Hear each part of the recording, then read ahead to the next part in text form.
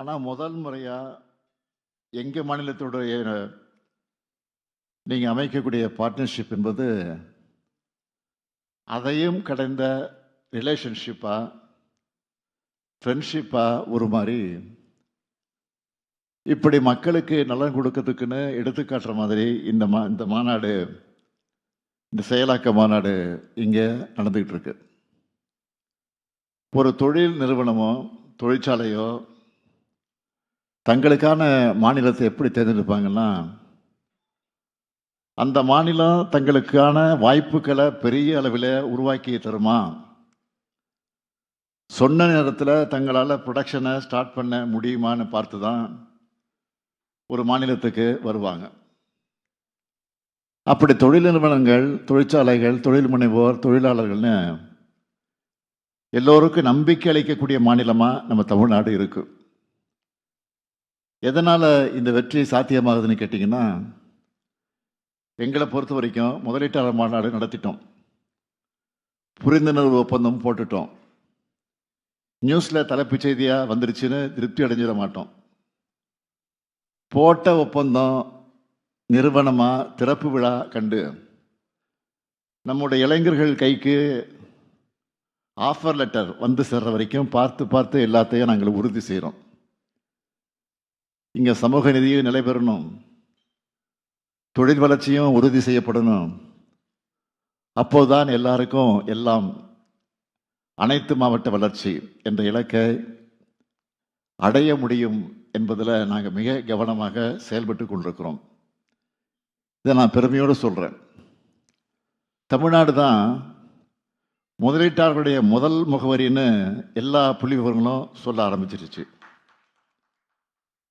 இன்னைக்கு தமிழ்நாட்டோட பொருளாதார வளர்ச்சி நாட்டோட சராசரி விட அதிகமாக, தமிழ்நாட்டுடைய வளர்ச்சி 11.19%. இன்னும் குறிப்பாக சொல்லணும்னா, கடந்த ஆண்டு இந்தியாவுடைய உற்பத்தி துறை வளர்ச்சி 4.5 4.5%.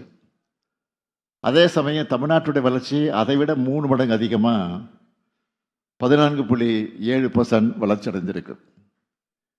இந்தியாவோட எலக்ட்ரானிக்ஸ் ஏற்றுமதியில் தமிழ்நாட்டுடைய ஷேர் மட்டும் 41 விழுக்காடு. இதை மேலும் அதிகரிக்கக்கூடிய வகையில் இன்னும் பல செயல் திட்டங்களை செயல்படுத்தி கொண்டிருக்கிறோம். மின்னணு உதிரி பாகங்கள் உற்பத்தி திட்டத்தில் ஒன்றிய அரசு தர அனுமதிகளில் கிட்டத்தட்ட 60% தமிழ்நாட்டினுடைய முதலீட்டுகளானது.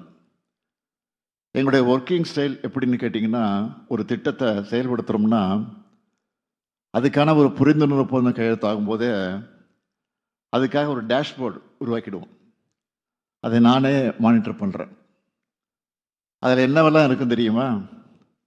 எந்த மாவட்டத்தில் திட்டம் வருது, எவ்வளவு நிலம் கையகப்படுத்தணும், தொடங்க போகிற திட்டத்துக்கு எந்த துறையிலிருந்து அனுமதி தேவை, எவ்வளவு நிலம் கையகப்படுத்தணும், அந்த அனுமதியெல்லாம் நாங்கள் சொன்ன தேதியில் கிடைக்குதா, இதையெல்லாம் ஃபாலோ பண்ணுவோம். அது முடிஞ்சதும் அடிக்கலாட்டு விழா எப்போ, கட்டுமான பணிகளை எப்போ தொடங்க போகிறோம், இதனால் எத்தனை பேருக்கு வேலைவாய்ப்பு கிடைக்கும், குறிப்பாக பெண்கள் எத்தனை பேருக்கு வேலைவாய்ப்பு அதில் கிடைக்கும், எப்போ ப்ரொடக்ஷனை ஸ்டார்ட் பண்ணுவாங்க, இப்படி எல்லாத்தையும் நாங்கள் ஃபாலோ பண்ணுவோம். அதை திறந்து வைக்கிற வர எங்கள் வேலை முடியாது. எல்லாம் முடிஞ்சால் தான் டேஷ்போர்டில் அதை நாங்கள் க்ளோஸ் பண்ணுவோம். ஒவ்வொரு முறையும் தொழில்துறை அமைச்சரை நான் பார்க்கும்போது போட்ட எம்ஓஎல்லாம் எத்தனை செயல்பாட்டுக்கு வந்துச்சு, டேஷ்போர்டை பற்றி தான் நான் அதை எடுத்து அதிகமாக கேட்பேன். இதில் எதுன்னா, சின்ன டீலே ஆனாலும் சம்பந்தப்பட்ட துறைகளோட அதிகாரிகளை தலைமைச் செயலாளர் தலைமையில் மீட்டிங் வைக்க சொல்லி அங்கேயே ஆன் டேபிள் கிளியர் பண்ண சொல்லுவேன். இப்படி சிஸ்டமேட்டிக்காக செயல்படுறதுனால ரிசல்ட்டு தான். கோத்தாரி, கோத்ரேஜ், வின்ஃபாஸ்ட், டாடா, ஜேஎல்ஆர் போன்ற டாப் நிறுவனங்களுடைய உற்பத்தி ஆலையை குறித்த காலத்தில் திறந்து வச்சது.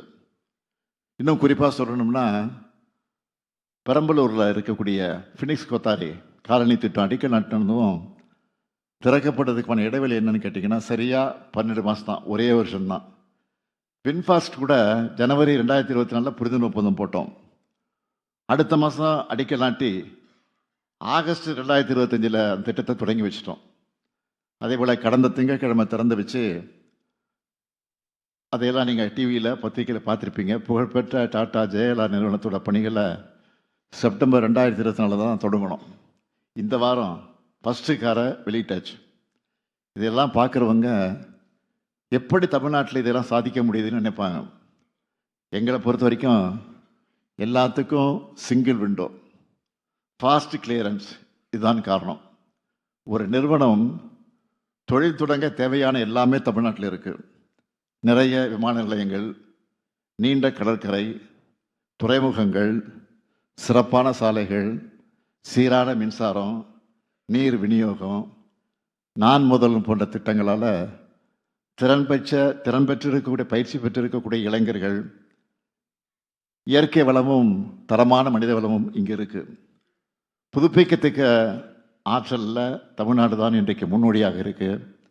எல்லா மாவட்டங்களுக்கும் வளர்ச்சி போய் சேரணும் என்ற கடந்த 5 வருஷமாக சிப்காட் நிறுவனம் மூலமாக 55,278 ஏக்கர் நிலத்தை தெரிவு செஞ்சு தமிழ்நாட்டில் இருக்கிற 38 மாவட்டங்களில் 35 மாவட்டத்தில் தொழில் பூங்கா அமைக்க பணிகள் நடந்துக்கிட்டு இருக்கு.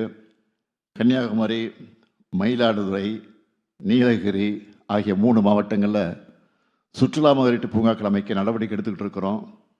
2ஆம் நிலை மாநகரங்களுக்கு கூட மினி டைட்டில் பார்க் அமைச்சிக்கிட்டு வரோம். 2021 நாங்கள் ஆட்சிக்கு வந்தப்போ தமிழ்நாட்டில் 2 டைட்டில் பார்க் இருந்துச்சு.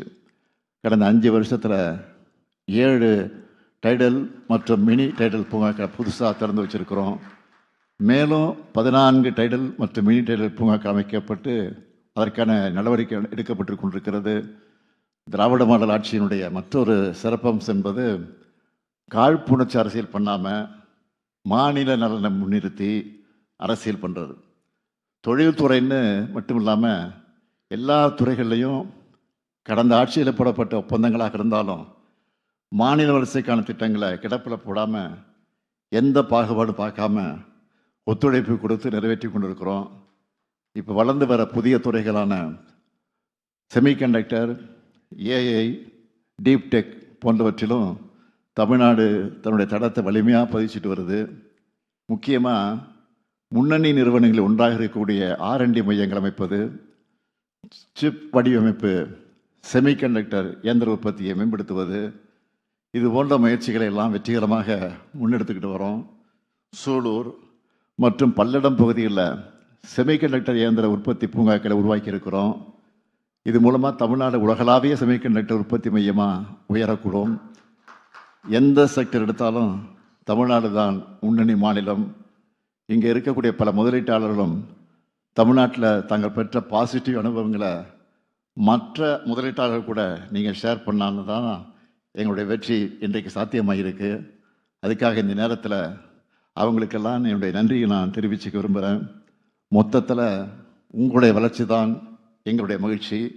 குறிப்பாக இன்றைய மாநாட்டில் தூத்துக்குடி முதலீட்டாளர் மாநாட்டில் ஒப்பந்தம் போட்ட கேனஸ் டெக்னாலஜிஸ் நிறுவனத்தோட திட்டத்துக்கு அடிக்கல் நாட்டியிருக்கிறோம். இங்கிலாந்து பயணத்தில் அஸ்ட்ராசெனகா நிறுவனத்தோட உலகளாவிய திறன் மைய விரிவாக்கத்துக்காக ஒப்பந்தம் போட்டோம். அது துவக்கி வைக்கப்பட்டிருக்கு. ஜெர்மனி நாட்டு பயணத்தில் நார் பிரேம்சே நிறுவனத்தோட போட்ட ஒப்பந்தத்துக்கான உற்பத்தி ஆலைக்கு சிப்காட் மாம்பாக்கத்தில் அடிக்கல் நாட்டியிருக்கிறோம். டாபர் நிறுவனத்தோட முதல் தென்னிந்திய ஆலைக்கு திண்டிவனத்தில் அடிக்கல் நாட்டியிருக்கிறோம்.